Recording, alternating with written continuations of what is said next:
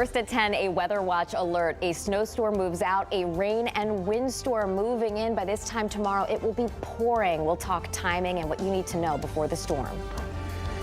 Flooding top of mind for communities across the state ahead of this coming storm. We'll show you how folks are getting their homes ready just days after this winter's first major snowfall. The town of Wallingford's welcoming their first new mayor in 4 decades. Tonight we'll meet the new mayor and hear from the outgoing leader reflecting on decades in the office. Fox 61, Connecticut's news station, begins with a weather watch alert. And we begin tonight on the Weather Watch as the state braces for another storm system set to arrive tomorrow, bringing heavy rain and strong gusts.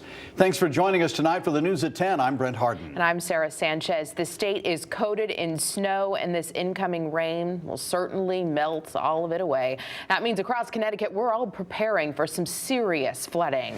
We have team coverage ahead of tomorrow's storm. Fox 61's Emma Wolforst is live in Hartford with how people are getting ready to protect their homes and businesses. But first, let's begin with Chief Meteorologist Rachel Frank with what we're actually expecting. Rachel. 2 to 4 inches of rain would cause issues by itself, but you add that plus all of the water coming out of the snowpack, and that adds to the flooding concerns as we head through the day tomorrow. So this will start tomorrow afternoon and continue through about daybreak on Wednesday morning. But the worst part of this storm will be right around this time tomorrow night and through the overnight hours. There could be peak wind gusts between 40 to 60 miles per hour. I think the worst winds for most of the state will be around 40 or 50, but towards the shoreline and in southeastern Connecticut, we could see some gusts up around 60. So scattered outages are a possibility. We're also anticipating some minor coastal flooding during high tide as we head into Wednesday morning. Right now, it's cold out there. Temperatures are in the 20s. You would have no idea that there was any rain on the way. This is our storm. Snow to the north, severe weather to the south, but it's taking a track to the north and west of us. That puts us on the warm side of the storm. Overnight lows dipping back into the 20s and even some upper teens as we head towards daybreak. Tomorrow morning, we are dry. Heading through the afternoon between 2 to 5 o'clock, we'll start to see a few showers, maybe even some snow showers inland, especially in the higher elevations, but we quickly transition over to rain. It comes down heavy at times with the worst tomorrow night, and then the worst is over by 6 a.m. But before that, 2 to 4 inches will have come down, and the rivers and streams will likely rise in many communities. We'll take a closer look at the future radar, and it looks like this active weather pattern continues. We'll explain coming up. All right, Rachel, thank you. So, yes, some of you might still be digging out from the snow, but tomorrow's rain could mean devastating flooding for some parts of the state. Yeah, and with all that snow, it's going to make things even worse. Fox 61's Emma Wolforst spoke with local business owners. She joins us live in Hartford with how they're getting ready for the storm. Emma. Sarah, Brent, while this giant pile of snow behind me here might be all ice right now, come tomorrow afternoon, that's all going to melt, and all that water plus all that rain Rachel was talking about is going to run right here in front of Gateway Self-Storage in Hartford. And it just rushed through that door. Gateway Self-Storage started flooding in 2021 and hasn't stopped. And now we're actually just always having to set up sandbags to keep the flooding. Hardaway has owned this local business for 20 years and says when it rains, it pours. Yes, we spent all day cleaning snow today, and I wasn't aware that we was going to get a lot of rain behind this, but now we have to prepare to put the sandbags down before I leave tonight. He's not the only one trying to prepare for Tuesday's storm. Tuesday, starting in the afternoon into the early evening, once again, we will see absolutely torrential downpours across pretty much the entire state of Connecticut. At Larson Ace Hardware in West Hartford, they went from selling out of snow shovels to stocking sump pumps, drainage kits, and sandbags. Managers say the shift happened Monday afternoon, and by close, they were already down to just 35 sandbags left. We just make sure we get the sandbags down, and if we get them down, we're usually pretty safe. Hardaway hopes these will be enough to hold off the water, but if not, he says he's had to reimburse his customers in the past. Something that we did, we reimbursed them, and we was hopefully that we'll get reimbursed, but we haven't as of yet. Hardaway says even though his business is in Hartford, the city told him since he lives in Windsor, he's not eligible for any money through the city's new flood compensation program. Once they told us that it was you only eligible if you live within the city, and all of us live outside the city. We live in Windsor. So are you still trying to speak with anybody at the city level? No, we pretty much gave up after the last meeting. Yeah.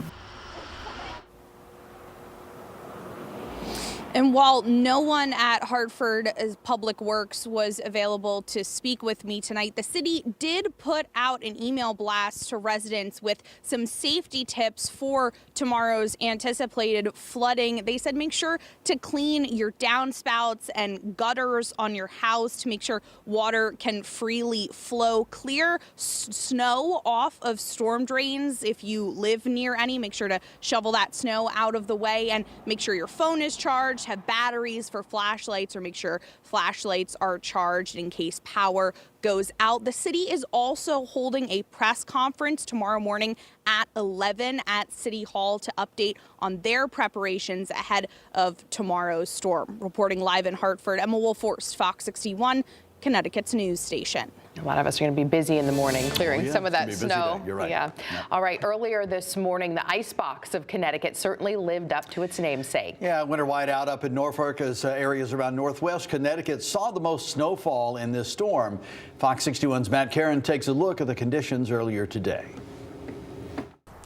Well, this certainly is a picturesque part of the state. Just take a look behind us in the silhouette of the rolling hills. It's even more beautiful when you add that fresh coating of snow for the first time in the winter. Almost makes it seem like you're stepping back in time in like a bygone era. But take a look at where we are here in Norfolk, and you can see this area of snow is completely untouched, pristine since it has fallen, and you can kind of hear it crunch there as we take a look at how deep it is, and you can see the consistency of it. Here in Norfolk, they got about 14 inches of snow, one of the highest totals anywhere in the state. It's called the icebox of Connecticut. It's a funny little pocket. A pocket of the state where winter white is embraced. Theoretically, anyone who lives here should really enjoy winter. So we all get excited when it snows. A sentiment shared by almost anyone. I'm not big on winter. You know, my snowblower broke down yesterday. I got to take it to get it fixed. Richard Garfield is a former state DOT plow driver who's lived in Norfolk for 70 years. It was pretty bad, but the roads, they took care of them real good. From the open roads to the private driveways, residents took the back-breaking work of winter in stride. Who needs a gym membership? I got muscles from yesterday I didn't know I had. It was hard not to stop and enjoy the view. And enjoy the food, too. We're not wimps in the northwest corner. Ryan Craig owns the Berkshire Country Store, which was business as usual during Sunday's winter blast. We try to be here for the community. There's a lot of guys out plowing and snow blowing, and we recognize that it's a small town and not a lot of options. So we try to be open as much as we can when there's bad weather. Sunday snow gave way to a Monday melt as the sun glistened down on Connecticut. If you've already cleared the snow from your own property, one thing you might want to consider if you're able is clearing a storm drain or a fire hydrant. With rain on the way, leaving them blocked can create a flooding risk. The main concern for the next storm is the street flooding. With all the storm drains being snow covered and plowed in, we're concerned that the water's not going to have anywhere to go. So now we do turn our attention to the next storm, which is expected to bring mostly rain and wind to Connecticut. And in addition to the flooding, one other thing to watch out for, snapping tree limbs. They're already weighed down due to the heavy snow. Add a little wind to that, and it could be a recipe for some trouble. Reporting in Norfolk, Matt Caron, Fox 61, Connecticut's news station. Matt, thank you. And stay with Fox 61 through this Weather Watch alert as we track the rain coming these next couple of days and any more winter weather we may see this season. You can always track the latest conditions where you live and across Connecticut with the Fox 61 News app. Well, new at 10 state police say a trooper is in the hospital and another person has been injured following a car crash on I-95 North in Waterford. It happened around 5:15 this afternoon in the area around exit 81. It's not clear what caused the crash or how many cars were involved, but state police have confirmed that both the trooper and the other person hurt are suffering only minor injuries. The highway was shut down. It has since reopened. A scary morning at Wethersfield High School. Police say a student was arrested after apparently bringing a realistic airsoft pistol and knife to school. The school says a resource officer was tipped off about the weapon around 10:50 this morning. The student was immediately arrested and turned over to their parents with a juvenile summons for breach of peace and carrying a fake firearm. The school says the student never threatened students nor staff. West Hartford police have released the name of the pedestrian struck down and killed by a car over the weekend. He's been identified as 80-year-old David Goldfarb, a resident in town. He was hit on Albany Avenue near Mohegan Drive Saturday evening. His family says he was crossing the street and heading home after attending synagogue. No criminal charges have been filed in his death. Police say the driver stayed on scene to help with the investigation. A teacher and 2 paraprofessionals have been placed on leave in New Haven. Parents claim they were verbally and physically abusive towards their pre-K students.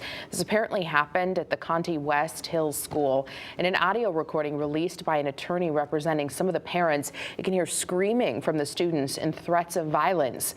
Police and the DCF are currently investigating the allegations. The school says all 3 educators are on leave while that investigation is underway. First Lady Dr. Jill Biden is coming to Connecticut this week. The White House just announced today the First Lady will visit Groton on Thursday. First Lady will stop by the Submarine Force Museum in Groton to attend a holiday gathering as a part of her Joining Forces initiative. This is footage from when Dr. Biden traveled to Groton for the same event back in 2021. The town of Wallingford is welcoming their first new mayor in 4 decades. Former town council member and chairman Vincent Cervoni took the reins from now former mayor Bill Dickinson. The Republican took the oath of office in City Hall tonight, remarking on the big shoes he has to fill. Former Mayor Dickinson says transition is hard, but he's comforted that the city is in the hands of people who have its best interests at heart. To say I no longer have that responsibility is somewhat difficult, but I'm happy to see people who are standing forward. All this is an excellent town. You haven't left a lot of room to go up from where we are. Nonetheless, we will continue to work to keep Wallingford great with a goal to make it better. Cervoni is the first new mayor of the town of Wallingford in 40 years. Wow, right. That's a career. He had it.